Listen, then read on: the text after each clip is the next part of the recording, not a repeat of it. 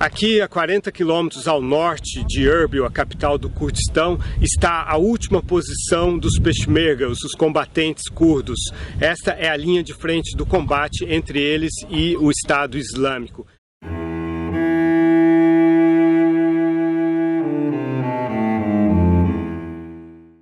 A partir deste ponto, há uma área sem dono, em que se concentram os bombardeios americanos e as operações dos peshmergas que tentam conter o avanço dos combatentes do Estado Islâmico.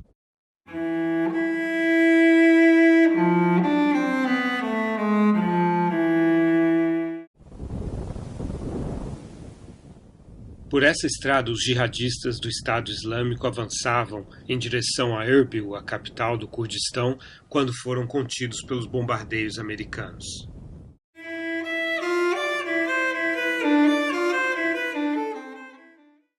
Quando eu estava em Benghazi, por exemplo, que estava se aproximando um comboio do Gaddafi, Benghazi é uma cidade de 1 milhão de habitantes. Depois eu fui ver esse comboio. Ele tinha 25 quilômetros. Eu sou um contador. Eu contei quantos veículos blindados, quantos foguetes, quantos tanques. Eu conto. Parágrafos inteiros só com números, assim. Aquilo ia destruir Benghazi, certo? E eu estava lá. Eu era o único brasileiro que estava lá nesse momento. Os outros já tinham ido embora. E aí, naquela confusão, o comboio se aproximou tanto a ponto de, enquanto a OTAN não conseguia chegar o Conselho de Segurança da ONU não conseguia chegar a um consenso sobre a intervenção da OTAN, o comboio vinha se aproximando. E eu estava lá. E aí as células adormecidas dos conselhos, dos comitês revolucionários, Legião Thawria, que apoiavam o regime, despertaram e começaram a matar as pessoas. Foi aí que o Mo foi morto. E foi morto também muita gente. E, por exemplo, uma família, um casal e um garotinho tentaram fugir num bairro de classe média alta, Tapalino, e o Legião Thawria veio na picape que eles usam e viu esse casal jovem e esse menininho, voltaram, abriram fogo com fuzil, assim, atiraram, né, neles, e continuaram no seu caminho. E eu estava lá no hospital olhando para esse menininho. O pai dele foi morto, a mãe dele estava com o cérebro de fora, assim, embora de coma, mas vegetando, né? E ele era um menininho de 5 anos, e ele estava ali em coma, assim, mas ele ia sobreviver. Um tiro na região torácica, assim, né? Um tiro de fuzil no menininho. E eu estava olhando ele gemendo de dor, assim, e pensei, esse menininho não sabe, né, mas ele não tem mais família, não tem mais pai, não tem mais mãe. E aí eu fui pro hotel e essa noite eu não conseguia dormir, porque eu pensei assim, se o Conselho de Segurança da ONU tivesse votado a intervenção da OTAN antes, porque a OTAN veio, os aviões franceses vieram e destruíram esse comboio, certo? Foi por isso que Benghazi foi salva, né? E eu pensei, se fosse mais rápida essa votação, eu acho que o menininho chamava Mustafa. O Mustafa não teria pai e mãe hoje. E eu falei assim, bom, o Brasil se absteve. E eu acho que a presidente Dilma lê as minhas matérias. Então, eu não trabalho bem. Entende? Assim, eu não sei, eu não estou sabendo escrever direito. Como é que surgiu esse teu interesse em cobrir conflitos e temas internacionais? Porque eu acho que você faz um pouco das duas coisas e há bastante tempo. Entre os entrevistados que eu já tive até agora, eu acho que você é das pessoas que mais correu países, assim, né?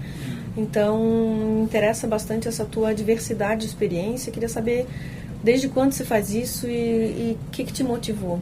Certo. Eu cubro internacional desde o início da minha carreira. Eu comecei na Folha em 89 e fiquei só um ano lá como repórter, muito foca, assim. E aí já em 90 eu vim para o Estadão, já para internacional. Entrei aqui como redator júnior de internacional. Eu sou um caso assim que eu tenho um salário de editor executivo, mas sou repórter. Então realmente é um privilégio isso. Eu acho que deveria haver mais casos assim, porque acho que a reportagem ela é importante também, né? Então acho que é um gesto de valorização da reportagem pelo Estadão, e são poucos casos, infelizmente. Mas hoje eu estou em Gaza, né? Entrei hoje em Gaza, que é conhecido como um formigueiro humano, né? Aqui vivem 1.800.000 pessoas numa área muito pequena. No entanto, pela primeira vez, é a terceira vez que eu venho a Gaza, pela primeira vez encontrei muitas ruas desertas. Só que no centrinho de Gaza, onde eu estou agora, é que existe mais movimentação, filas para comprar pão, pessoas tentando se abastecer. Mas, em geral, os moradores de Gaza estão em casa e há muito silêncio, muita tensão na entrada. Foguetes foram lançados pelo Hamas quando eu estava cruzando a fronteira, e Israel estava respondendo com fogo de artilharia bastante intenso também. Qual é a diferença para a cobertura, para os leitores e para o jornal, da presença do repórter numa zona de conflito, né? A presença ou a ausência, qual é a diferença que faz? A gente está vindo de um exemplo em que isso é crítico, que foi a Síria, né? Eu passei 10 dias na Síria e havia menos de 10 jornalistas na Síria naquele momento. Então eu fui na primeira missão da ONU em que os militares da ONU fizeram contato com a população, e eu era o único jornalista. Os observadores da ONU partiram na manhã desta quinta-feira para mais uma missão.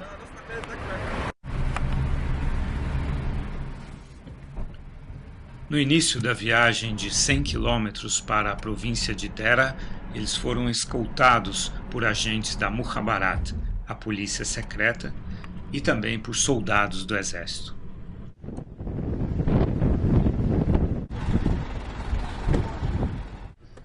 Ao chegar na entrada do primeiro vilarejo que iam visitar, eles abandonaram os soldados do exército, os agentes da polícia secreta e a televisão síria. Eu fui o único jornalista a acompanhar a missão. Os 2 jipes levando os 5 observadores da ONU e mais o meu carro seguiram sós.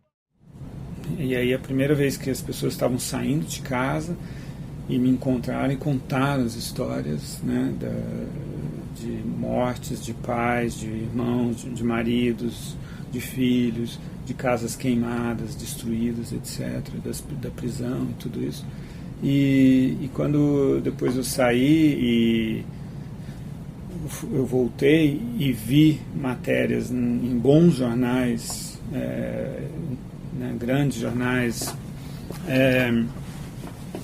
sobre aquela mesma missão, aquele mesmo dia, havia erros terríveis, né? Porque as matérias foram feitas com base nos vídeos de celulares.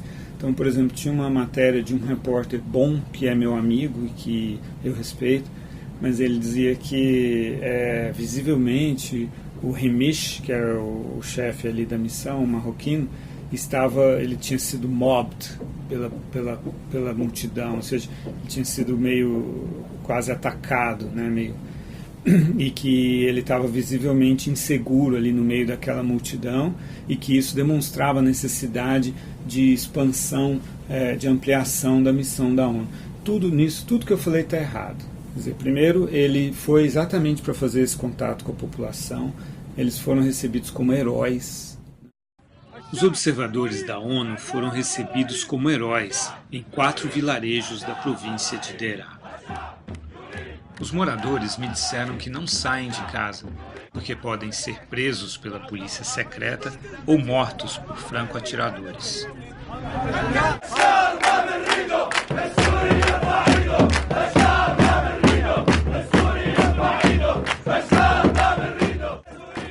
Eles me disseram que, depois que fôssemos embora, eles seriam duramente castigados por essa manifestação. Então, um exemplo simples de quantos erros, né, se fazem por não ter repórteres. E, em última análise, a responsabilidade por isso é do regime sírio, por não permitir a entrada de todos os repórteres que querem entrar.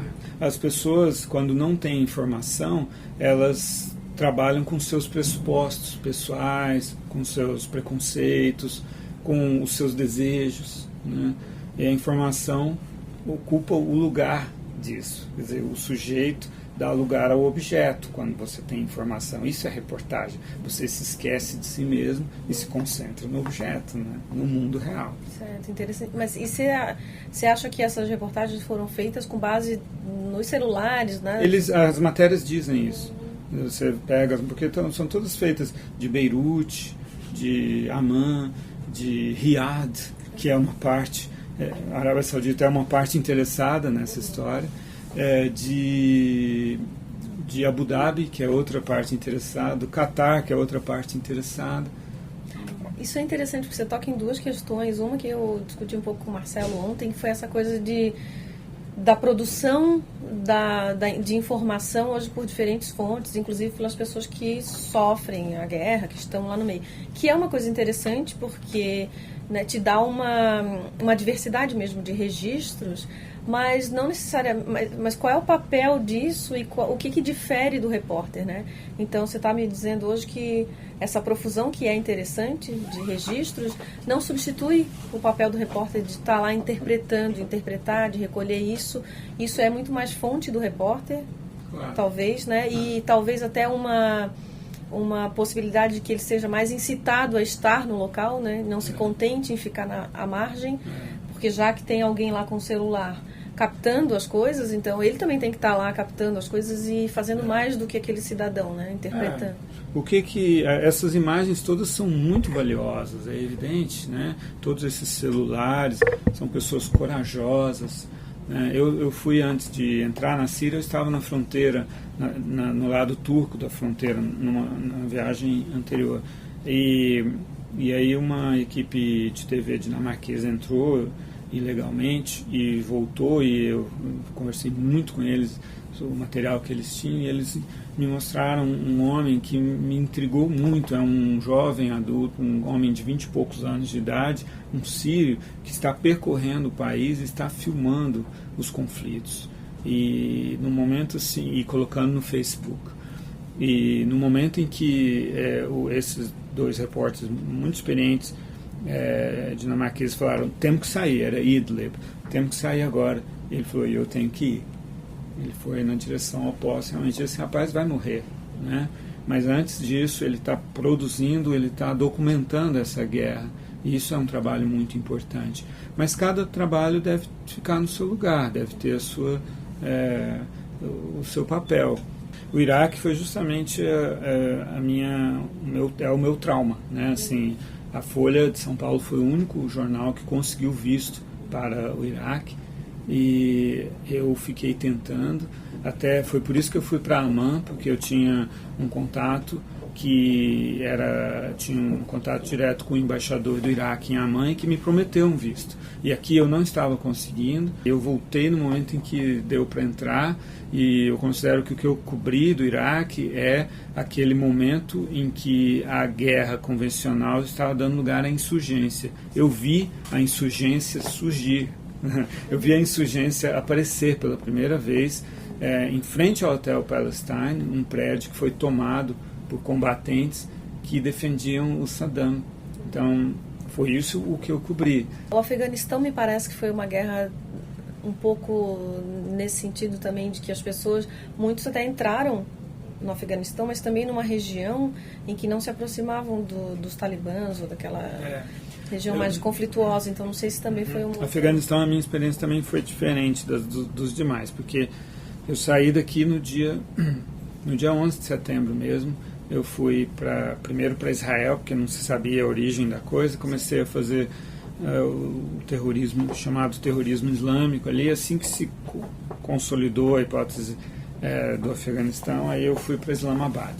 E aí comecei a ficar tentando entrar no Afeganistão. E finalmente consegui entrar e entrevistei os Talibã. E fiz um livro sobre isso. Realmente é uma coisa única, uma entrevista com os Talibã naquele momento, e antes de começar o bombardeio. né? Depois, os jornalistas que entraram, você tem razão, eles entraram pelo flanco da Aliança do Norte, né? E então era uma cobertura de um ponto de vista diferente daquele que eu vivi. Qual é a diferença entre a cobertura que se faz para o jornal e mais no tempo em que as coisas acontecem e aquela que os jornalistas acabam levando para o livro-reportagem ou para o documentário? O que você acha que cabe num e não cabe no outro? Eu acho que o que entra mais no livro-reportagem é o making of, né? Como é que você faz. Isso a gente não costuma colocar muito no jornal e nos outros meios, né? Às vezes a gente faz isso, mas o foco é na notícia, na história, no que aconteceu, né? E no entendimento, na análise daquilo, né? Na contextualização. Esses são os focos, né? da reportagem convencional.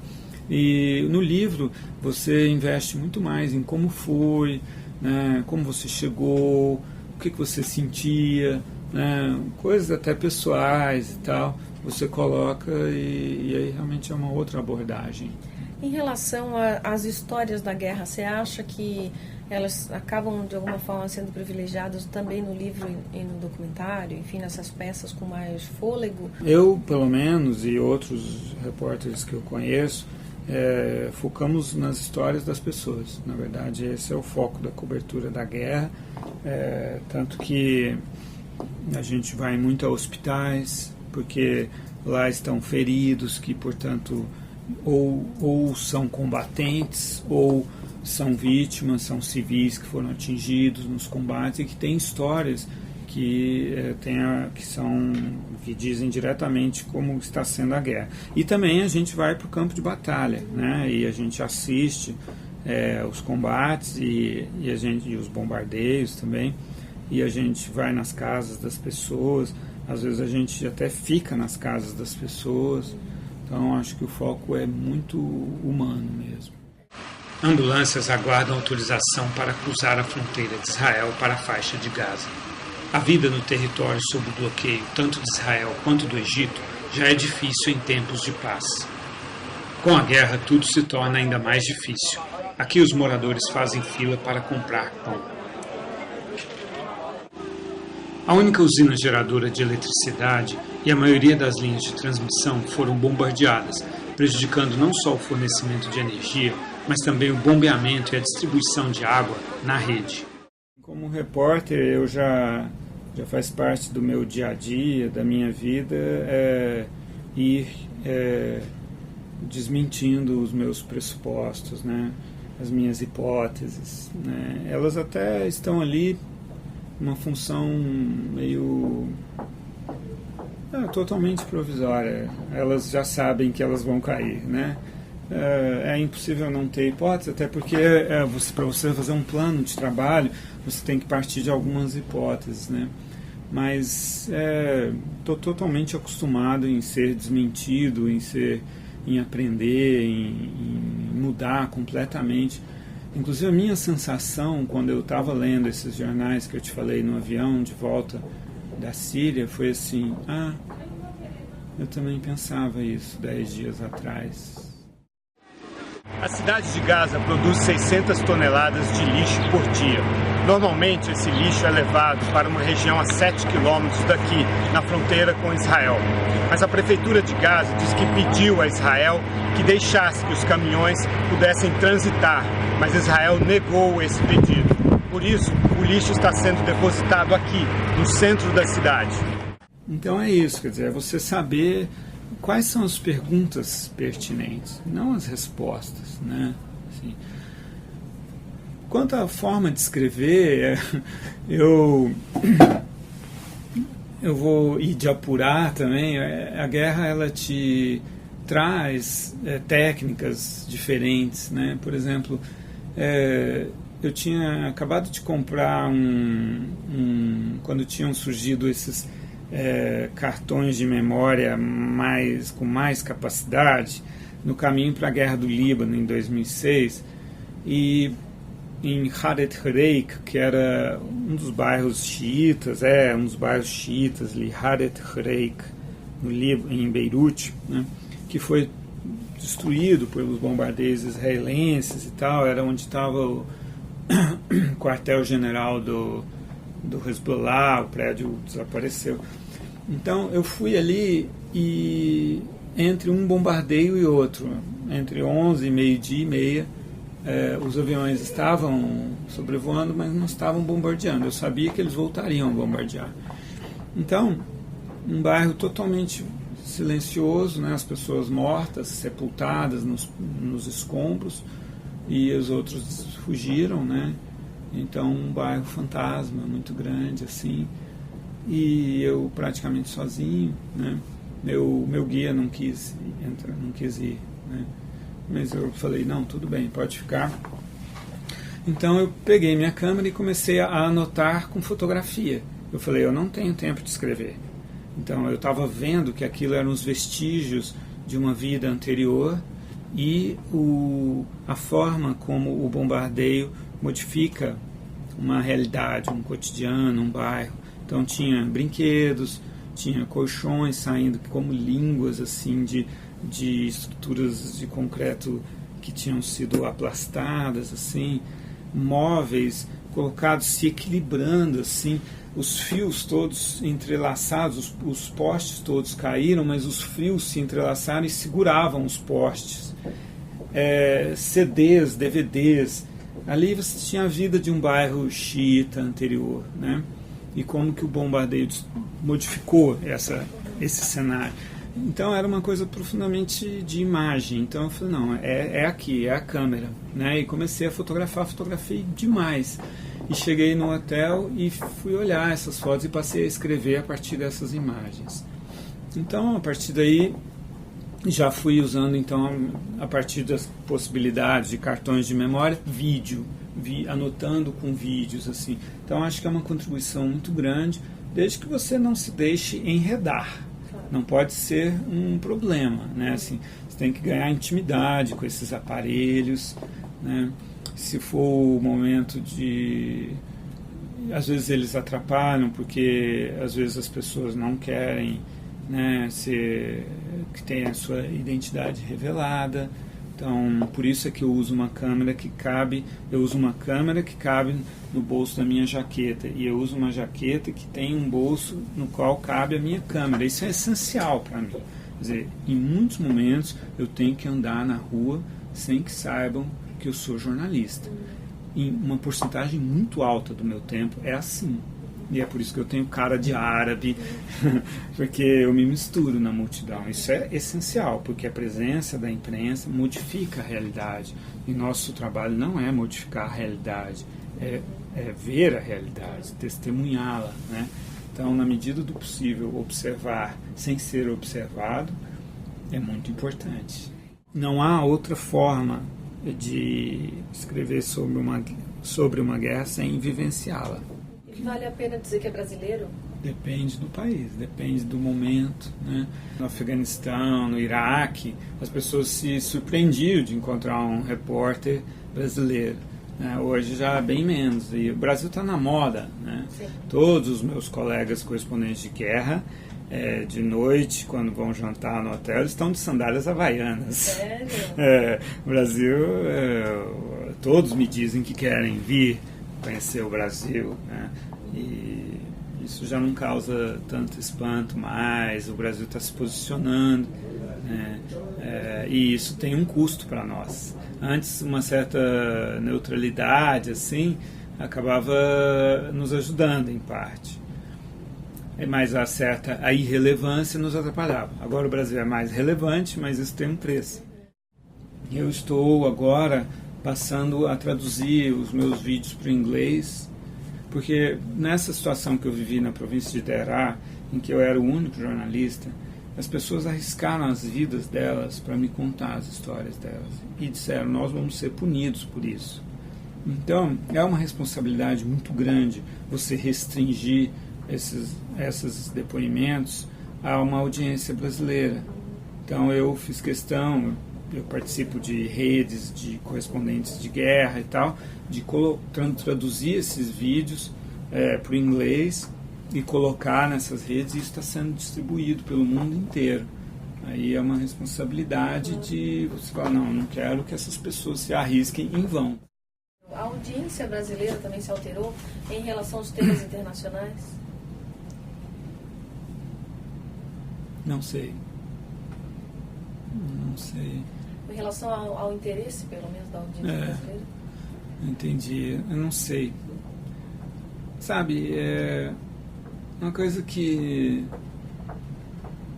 intriga muito o repórter é assim, qual o impacto do trabalho dele, né? A Mary Colvin, que morreu lá agora recentemente em Homs, eu vi que um texto de um colega que escreveu sobre ela, que disse que uma vez ela falou assim, o mais difícil de lidar não é com o risco, mas é com a suspeita de que você não vai sensibilizar a sua audiência e, portanto, você está correndo um risco em vão. E eu sinto isso também, sabe? Assim, o risco dá medo, mas se ele tiver um propósito, assim, ele ganha um sentido, pelo menos. Eu acho que a Primavera Árabe, ela mexeu muito com os repórteres. Porque eu lembro de um inglês, né, da escola inglesa de jornalismo, que é muito forte nas regras, né, o que eu aprecio muito isso, né, das regras da objetividade e tal, da isenção, né. E ele falava assim, que se ferre a isenção, aqui existe o bem e o mal, né, é claro que não, acho que foi um momento de explosão, assim. Não, a isenção continua sendo um valor essencial no jornalismo, mas o exercício é muito grande nessas situações. Na Líbia, principalmente, a gente assistiu pessoas muito parecidas conosco se transformando em combatentes. Dentistas, engenheiros, donos de ferro velho, estou lembrando de pessoas reais, donos de loja de autopeças, pedreiro, né? Todas as pessoas virando. Eu vi pessoas que estavam me acompanhando, voluntários que estavam me ajudando. Eu vi o momento em que um deles encontrou com um primo em Ras Lanuf. Um primo dele estava comendo assim, sentado no chão, e já com a barba grande assim, emagrecido assim, e com um fuzil. Então ele estava ali acompanhando um jornalista, né? Mas a gente voltaria para Benghazi e tal. Isso se repetiu várias vezes, encontrando amigos, encontrando primos, que chegou num ponto que ele falou: Santana, eu vou ter que te deixar porque eu vou pro combate. Aí eu falei, não faça isso, você vai morrer. Era um período em que estavam morrendo como moscas, foi antes da intervenção da OTAN. Aí ele falou assim, eu acho que você vai entender que não dá para eu ficar indo lá e traduzindo o que as pessoas dizem para você, e são meus amigos, meus vizinhos, meus parentes, eles morrerem e eu não é justo, entende? Eu me sinto um covarde, eu não posso mais olhar para isso. E eles foram lá por minha causa, e eu me senti um pouco responsável por isso também, e tentei dissuadir. Eles me enganaram, assim, tá bom, para ficar livre de mim, me deixaram no hotel, 5 da tarde eles partiram, já me ligaram de lá. Lorival, observando assim, se comparar essas pessoas que participaram da Primavera Árabe com os soldados que vão por um salário combater no Iraque, pensando nessa realidade, qual é a diferença que faz para o jornalista cobrir a guerra do Iraque ou alguma coisa semelhante e cobrir a Primavera Árabe? Eu não sei, eu nunca pensei sobre isso, assim. Eu acho que, do ponto de vista do repórter, todas essas coberturas, elas são plenas de sentido. É claro que isso tem um apelo humano, porque pessoas gostam de saber sobre pessoas. Pessoas não gostam de abstrações. Mas como é importante também a análise, a contextualização, aí você vem assim, puxa daquela coisa e aí você abre assim. E você também eu não faço jornalismo de teses. Eu acho que as histórias, elas, com a sua riqueza, elas, exatamente, um dos atributos delas é que elas não se encaixam em nenhum conceito, nenhuma doutrina, né? Então, a riqueza da história, ela já se encarrega também é uma vacina contra reducionismos teóricos. Você acha que a narrativa jornalística é a narrativa da guerra por excelência? Assim, é o lugar onde se melhor conta a história da guerra? Eu sou muito apegado às regras do jornalismo. Elas nos vacinam, nos imunizam contra os nossos pressupostos, os nossos desejos, as nossas conclusões apressadas. E eu acho que essas regras ainda são a melhor forma de contar uma história. Eu não gosto da mistura entre jornalismo e ficção, ou entre história e ficção, história romanceada ou romance histórico. Eu não gosto dessas coisas, porque eu não gosto de ficar na dúvida sobre se aquilo que estão me contando aconteceu ou não. Eu gosto de saber se aquilo aconteceu. Isso tem um valor para mim.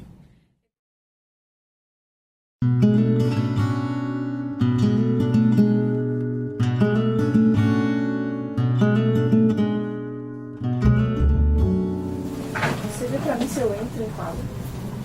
Eu viro aqui só pra espiar. Eu prefiro não mostrar, mas eu não entro.